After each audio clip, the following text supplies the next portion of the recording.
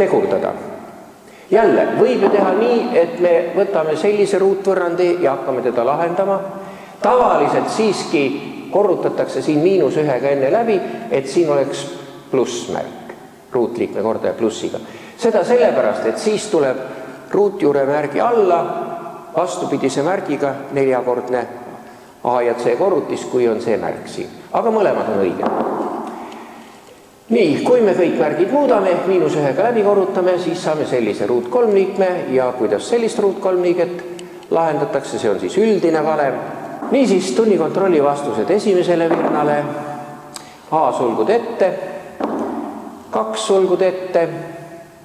See on ilmsesti vaheruudu valem. Oletame, et keegi, kes ei ole veel väga tugev matemaatikas, teab küll, et siin tuleb rühmitada, saab aru, et siin tuleb A sulgud ette, jääb B + 1, nii -3 ja B -1. See on tüüpiline viga. Sellest veast peab nüüd kohe aru saama. Pidi ju jääma ühesugune sulgavaldis. Aga siin vale.